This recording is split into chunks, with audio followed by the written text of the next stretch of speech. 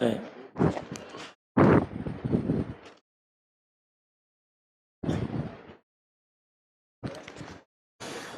Di nyala.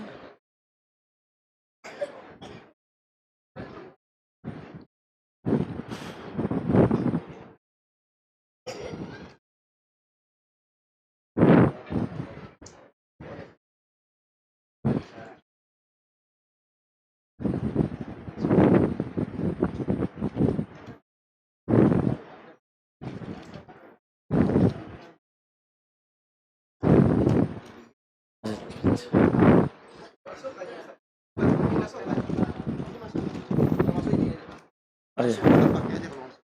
Pinjam dulu karena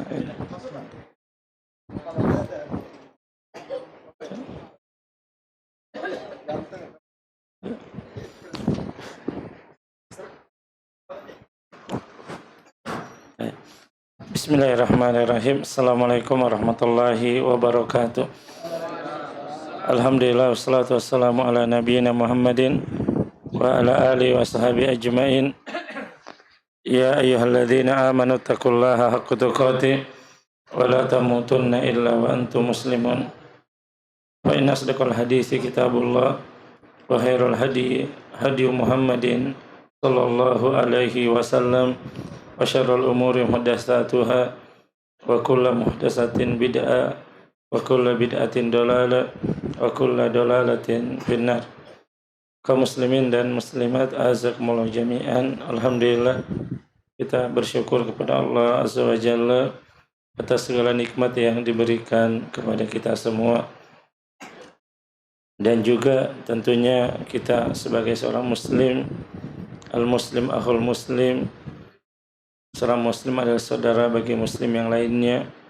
Apabila ada saudaranya yang sakit, terluka, tada'ala usairul jasad, maka yang lain juga ikut merasakan sakit. Tentunya kita mendengar bahwa banyak saudara-saudara kita di Turki dan Suriah yang mana mengalami gempa bumi di kedua negara tersebut. Mungkin sampai saat ini mungkin sudah 9 ribuan yang ditemukan, belum yang tidak ditemukan dan yang lainnya. Tentunya kita sebagai seorang muslim bahwa kita diikat oleh tali syahadat. Ya minimal kita yang pertama mendoakan mereka yang meninggal kalangan muslim. Di antara mereka Allah terima amal ibadahnya, diampuni kesalahannya. Yang hidup diberikan kesabaran dalam menghadapi musibah ini. Dan tentunya kita juga harus ikut serta di dalamnya.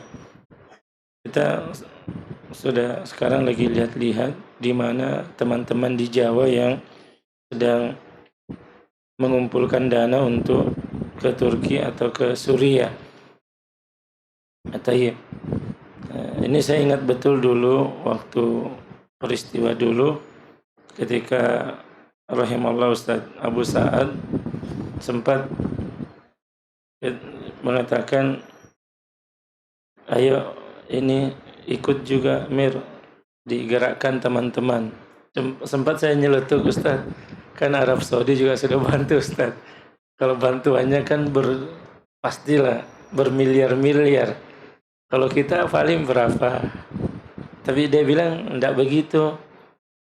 Apakah kamu tidak mau mencatatkan diri kamu dalam kebaikan juga? Itu yang minimal itu. Apakah kamu tidak mau mencatatkan diri kamu di dalam catatan amal bahwa engkau juga turut serta di dalam kebaikan-kebaikan membantu kaum muslimin? Dan itu masing-masing ada rezekinya. Bahwa tidak apa yang kita berikan ke sana, apa yang ada di sana itu tidak mengurangi rezeki dari kita, tidak mengurangi juga rezeki dari apa yang kita miliki.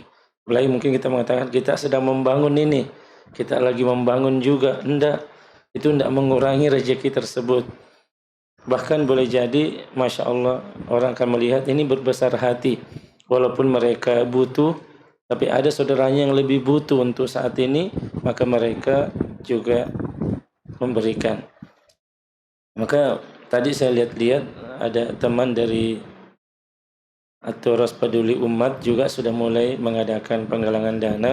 Kita coba tunggu-tunggu lihat teman-teman yang lain siapa lagi yang mengadakan.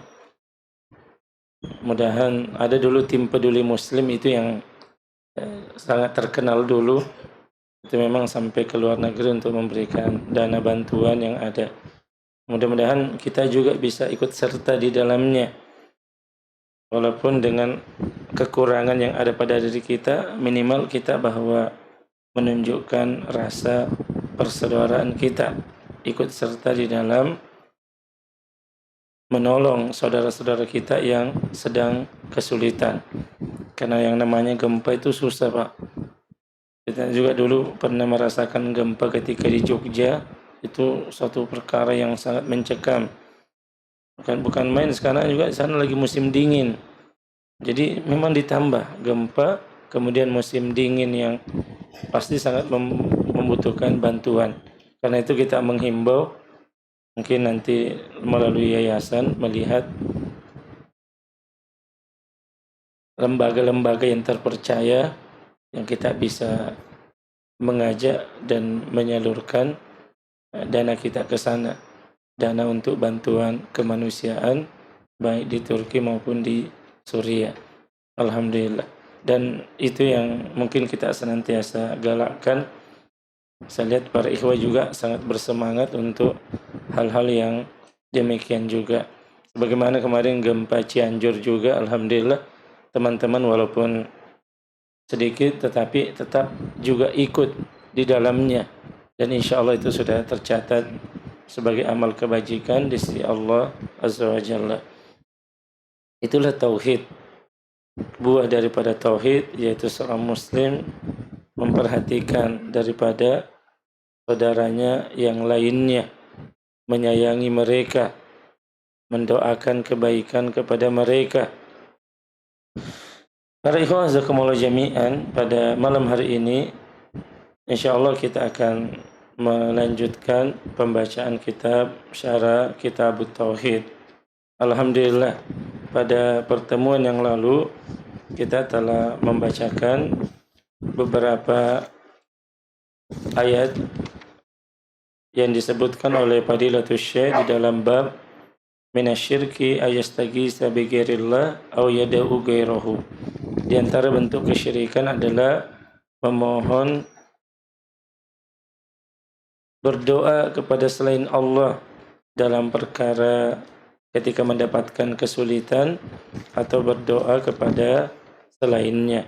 Dan telah kita bahas rinciannya bahwa istighosa kepada orang yang hidup, maka Fadilatul Syekh Shalih Fauzan hafizallahu taala, beliau di dalam kitabnya memberikan 3 kaidah bahwa syarat untuk dibolehkannya istighosa kepada selain Allah, bahwa beliau menyebutkan bayanu syurutil lati yajibu tawafuruha fi mad'uwi al-mustaghasi bihi wa hiya. Ada 3 syarat yang wajib dipenuhi oleh orang-orang yang dimintai tolong, atau siapapun yang dimintai tolong istighosa ini, maka dia harus memiliki 3 hal. Yang pertama, milkuhu lima tuliba minhu.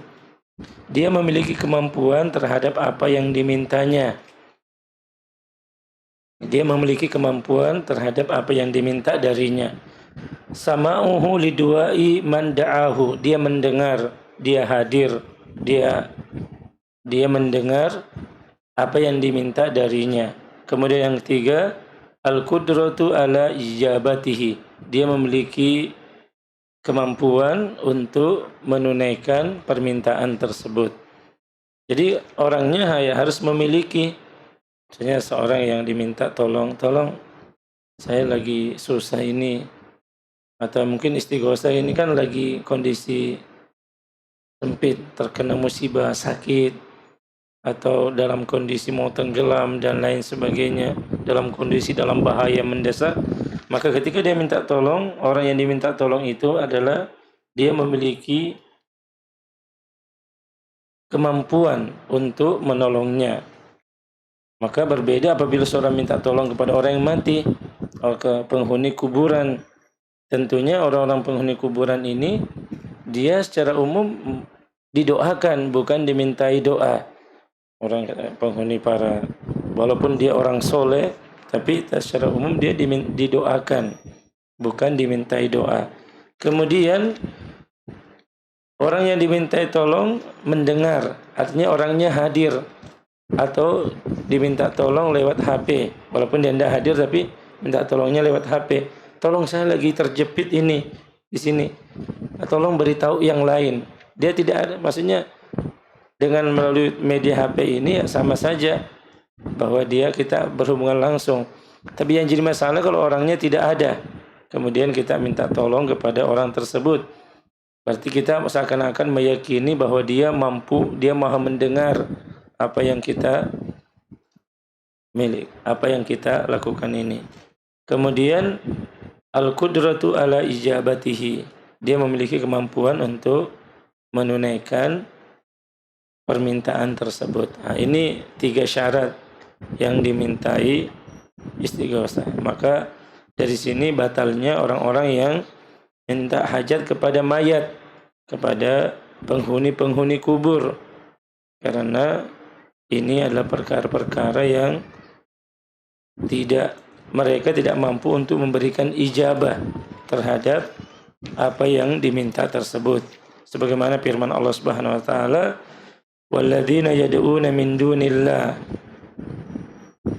atau walladzina tad'una min dunihi, dan orang-orang yang kalian seru dari selain Allah, ma yamlikuna min kitmir, mereka tidak memiliki kemampuan, walaupun kitmir, walaupun dia hanya memiliki walaupun hanya sedikit dari kulit kurma tersebut, dia tidak memiliki apa-apa untuk bisa menunaikan hajat tersebut. In tada'uhum la yasma'u du'aakum, dan jika kalian menyeru berdoa kepadanya, la yasma'u du'aakum, mereka tidak mendengar apa yang engkau minta kepadanya. Walau sami'u mastajabu lakum, bahkan walaupun mereka mendengar, mereka juga tidak mampu memberikan ijabah, pengabulan kepada kalian. Wa yaumal qiyamati, dan bukan hanya di dunia, wa yaumal qiyamati, di akhirat, yakfuruna bisyirkikum, mereka mengingkari kesyirikan kalian. Nah, jadi ini ayat yang menyebutkan tentang batalnya atau tidak benarnya istighosah kepada selain Allah Azza wa Jalla.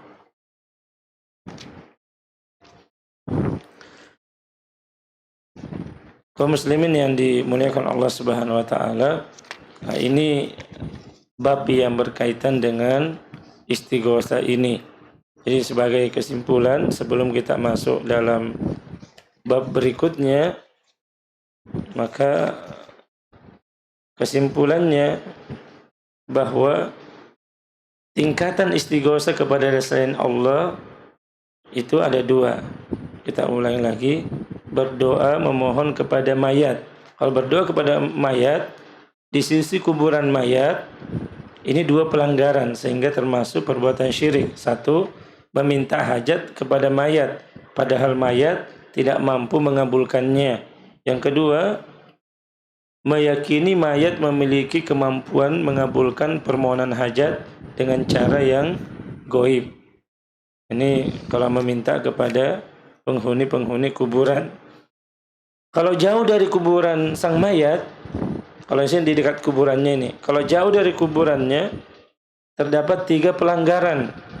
Apa saja itu? Pertama, meminta hajat kepada mayat padahal mayat tidak mampu mengabulkannya. Yang kedua, meyakini mayat memiliki kemampuan mengabulkan permohonan hajat dengan cara yang gaib.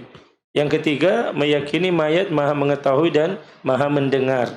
Inilah lebih parah lagi.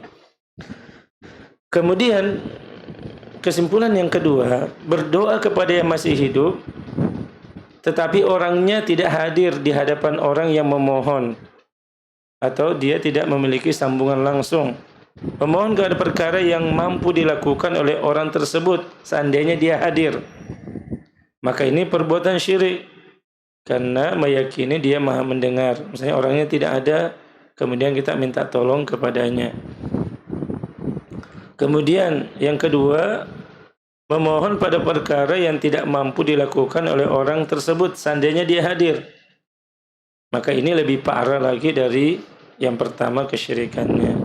Kemudian yang ketiga, berdoa atau memohon kepada yang hidup dan hadir pada perkara yang tidak mampu dilakukan kecuali Allah, seperti meminta kepada gurunya agar dimudahkan rezekinya. Maka ini termasuk perbuatan kesyirikan. Kemudian yang keempat, ini yang dimaksud dengan kadang bertawassul, berdoa memohon kepada mayat agar mendoakannya kepada Allah. Nah, seperti orang yang datang ke kuburan wali, berdoa kepadanya agar wali tersebut memohon hajat orang tadi kepada Allah. Jadi dia mohon hajat, tapi dia bukan minta kepada wali tersebut, tapi dia minta, wahai fulan, mintakan kepada Allah dengan syafaatmu, mintakan kepada Allah agar Allah memudahkan rezekiku. Dia tidak langsung minta kepada penghuni kubur itu, tapi dia minta perantaraan kepada orang yang meninggal agar didoakan kepada Allah dengan alasan bahwa orang-orang soleh ini dekat dengan Allah Azza wa Jalla. Maka ada dua kemungkinan. Yang pertama, meminta doa kepada mayat tetapi jauh dari kuburan si mayat. Maka yang sepertinya adalah syirik, karena meyakini mayat maha mengetahui atau maha mendengar. Ini yang keempat, maksudnya ketika mintanya melalui mayat, bahwa dia minta kepada orang soleh tersebut, mayat ini yang sudah meninggal ini, agar memintakan kepada Allah. Ini yang dimaksud. Kalaupun orang masih hidup, minta kepada ustadznya, minta kepada ulama, tolong doakan saya kepada Allah, tolong ustadz didoakan, tolong syekh ya doakan kami kepada Allah agar kami bisa istiqomah. Nah, itu perkara yang dibolehkan, karena memang dia mampu untuk minta kepada Allah, dia hidup dan dia hadir atau melalui telepon. Tapi kalau orang yang sudah meninggal, kemudian kita minta kepadanya agar memintakan kepada Allah, jika itu jauh dari kuburannya, maka ini bentuk kesyirikan, karena dia menganggap itu maha mendengar. Kalau meminta doa kepada mayat di sisi kuburannya si mayat, artinya minta kepada si mayat agar mendoakannya kepada Allah dengan alasan bahwa orang yang meninggal itu kan mendengar juga katanya. Maka dia minta, wahai syekh, para wali, doakan kami, mintakan kepada Allah agar kami diberikan kelancaran rezeki misalnya. Maka ini diperselisihkan oleh para ulama. Ada ulama yang mengatakan ini perbuatan syirik, tapi ada juga mengatakan hukumnya bid'ah, dan ini mengantarkan kepada perbuatan syirik. Meskipun perbuatan itu sendiri belum sampai derajat syirik, karena dia tidak meminta atau berbeda langsung kepada mayat. Namun dia hanya minta tolong dengan perantaraan si mayat. Ini memang hilaf ini. Lebih dari itu ada hilaf di kalangan para ulama, apakah si mayat masih bisa mendengar orang yang datang kepadanya? Tidak. Meskipun demikian, tetap saja mayat tidak bisa mendoakan. Tapi ini sangat berbahaya karena menjadi sarana pengagungan terhadap mayat, dan meskipun tidak sampai derajat syirik, tetapi ini sangat berbahaya dan berisiko mengantarkan kepada kesyirikan. Ini 4 keadaan yang tidak boleh. Adapun keadaan yang boleh tadi, orangnya mampu hadir, dia mendengar dan mampu untuk mengabulkan atau memenuhi permintaan tersebut. Jadi para ikhwah jazakumullah jami'an, apa ketahuilah ini yang banyak beredar. Ini yang harus kita hati-hati, banyak terjadi di kalangan kaum muslimin, yaitu istighosa kepada selain Allah azza wa jalla.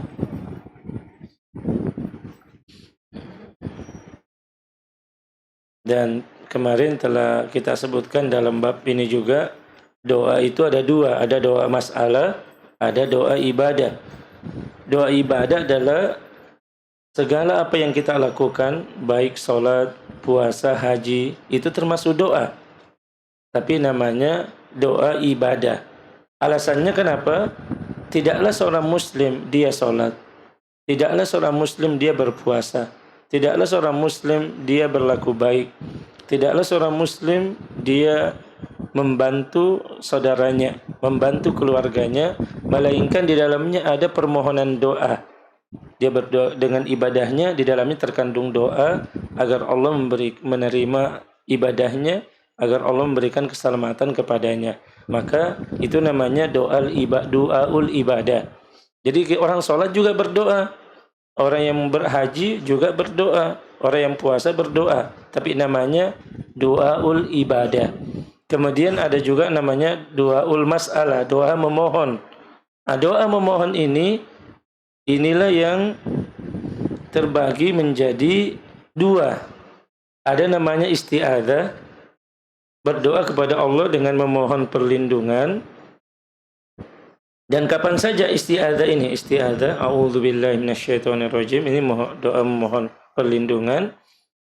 Ada juga yang namanya istighosa. Istighosa ini berdoa kepada Allah dengan memohon perlindungan dalam kondisi terdesak. Ini bedanya isti'adzah dengan istighosa. Sering kita mengatakan istighosa kubro. Maksudnya dia lagi kondisi terdesak sehingga melakukan istighosa. Kalau isti'adzah melakukan meminta perlindungan, memohon perlindungan kepada Allah. Adapun doa secara umum ya meminta doa masalah, memohon kepada Allah apa yang mereka minta. Ini tentang masalah doa dan istighosa ini, dan ini bab yang sangat penting mengingat banyak syubhat dalam masalah ini dan fakta di lapangan bahwa mayoritas praktek kesyirikan di tanah air atau belahan dunia terkait dengan istighosa dan berdoa. Ini yang paling banyak tentang istighosa dan berdoa. Padahal syirik dalam berdoa dan istighosa merupakan puncak dari perbuatan syirik. Jadi puncak dari perbuatan syirik itu dalam masalah doa dan beristighosa. Sebagaimana Allah Subhanahu wa taala berfirman, "Wa man adallu", siapakah yang paling sesat, mimman yad'u min dunillah, dari orang-orang yang memohon kepada sembahan-sembahan kepada selain Allah, man la yastajibu lahu ila yaumil qiyamah, yang tidak dapat mengabulkan permohonannya sampai hari kiamat, wa hum an du'aihim ghafilun, sedangkan sembahan itu lalai dari memperhatikan permohonan mereka. Wa idza husiran nasu kanu lahum a'daan wa kanu bi ibadatihim kafirun. Dan apabila manusia dikumpulkan pada hari kiamat, niscaya sesembahan-sembahan itu menjadi musuh mereka dan mengingkari pemujaan-pemujaan mereka. Nah, jadi ayat ini menunjukkan bahwa perbuatan syirik yang paling salah dan paling sesat adalah berdoa kepada selain Allah. Karena doa adalah wal ibadah. Doa itu adalah ibadah itu sendiri. Taib.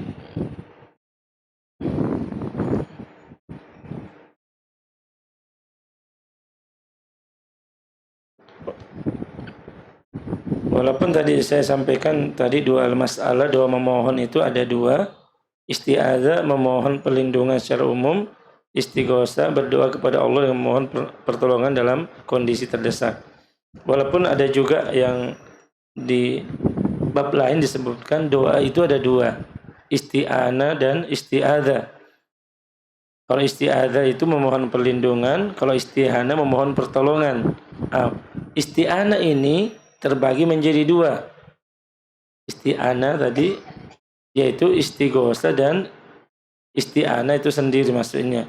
Istighosa memohon perlindungan dalam kondisi mendesak, sedangkan isti'anah yang kita katakan iyyaka na'budu wa iyyaka nasta'in dalam surah Al-Fatihah 17 kali minimal kita ucapkan, artinya memohon perlindungan secara mutlak, baik dalam kondisi biasa-biasa saja, dalam kondisi normal, dalam kondisi bahagia, maupun dalam kondisi mendesak.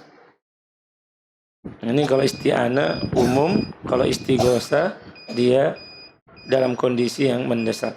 Ini kesimpulan dari pembahasan doa dan istighosa. Insya Allah pada pertemuan berikutnya kita akan masuk dalam bab baru di dalam kitab Tauhid ini.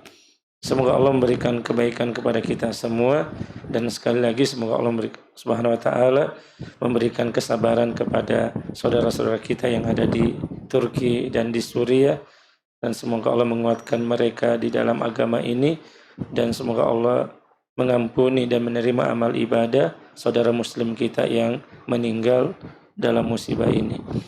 Wassallallahu ala nabiyyina Muhammadin wa ala alihi washabihi ajmain. Subhanakallahumma wa bihamdik, asyhadu an la ilaha illa anta, astaghfiruka wa atubu ilaik. Assalamualaikum warahmatullahi wabarakatuh.